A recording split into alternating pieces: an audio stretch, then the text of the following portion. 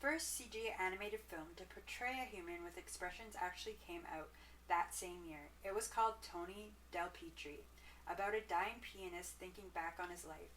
It was remarkable for that time, but these days it looks extremely dated.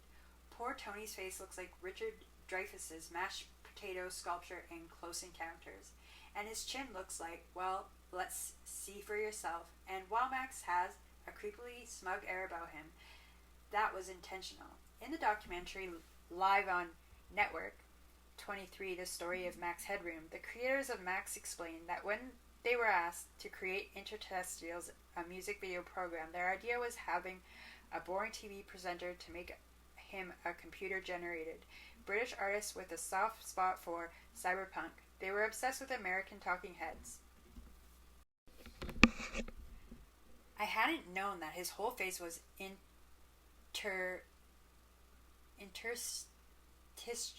His jerky, jokey, glitchy segments were meant to be played in between music videos. That alone makes him a little less intense. If you're around my age and grew up in North America, you might remember Face from Nick Jr. or the weird Zoog characters of the Disney Channel, or maybe even that time there was an animated talking O who introduced afternoon shows on Nickelodeon.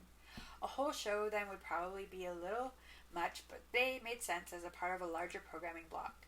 Max seemed a little less creepy in his proper context, and I also, when I realized he wasn't actually digital, he was played by a Canadian actor, Matt Frewer, in heavy makeup. I don't know why I didn't realize when I first saw him all those years ago. Of course they wouldn't have had technology to make a face look that humanoid in the 1985, the first CG animated film. Stuff I did this week. I've been doing interviews to promote Showbiz Kids, which comes out tomorrow, July 14th at 9 p.m. Eastern Time on HBO. I'm so excited for this. Alex Winter was wonderful to work with, and it was a joy to discuss child stardom with someone who actually gets it. The movie itself is great, an honest analysis of what it's like to be a child and to be famous, and I'm so proud to have been a part of it. Fake BBC show of the week. She only drinks the other kind. Don't pretend like you don't know what I'm talking about, UK. There's only ever two kinds of things in England. The girl who didn't have any kind of signature at all, but showed up out of nowhere one day and responded to every new poem posted in the AOL Teen Writers Poetry Boards with just a single word. Cliché. With the accent and everything fucking harsh. 20 years later and things have changed, but I don't know if people have. It makes me think of the actual ancient forms, like this collection of graffiti from ancient Pompeii. It's one of my favorite things ever. Most of it's extremely crude and sexual, and often specifically calls out a particular people looking at you. Theophilus and poor Epaphra change a few details like names of gods and leaders, and it could all probably be found on any wall or forum still today. Think of all the serious children you knew who turned into total geeks as they grew up. The kind of adults who wear genius at work shirts but spend all our time watching children's cartoon shows. I went from being a well-behaved, serious child who had read Reader's Digest for fun to a middle schooler making lists of ways to annoy people, and a teenager who thought that there was nothing funnier than just yelling the word kumquat to, well, me. It is okay to be childish once your appearance is no longer childish. Or did we realize what we had been so quick to give up?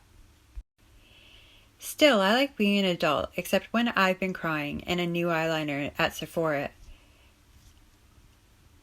and I get recognized. Yes, I did actually happen. Yes, I've said it before. When you're looking and feeling good, you will get recognized. Only when you are looking and feeling absolute worst. Ha! I can't ask myself for a cameo because I have to have a paid prescription. So,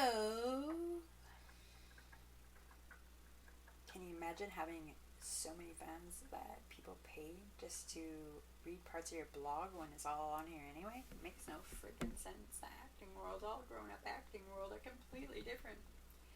Sometimes people ask me for advice on breaking into acting. I often don't feel right giving that advice because I started acting before I was in kindergarten, and the child acting world and grown-up acting world are completely different. I was a slightly bigger fish in a much smaller pond. And I believe I got lucky. I also grew up in an industry city where everyone knew someone who worked in Hollywood in some capacity. But there's one piece of advice I would give to any working actor, because it has worked well for me. And many people I know. Be in a holiday movie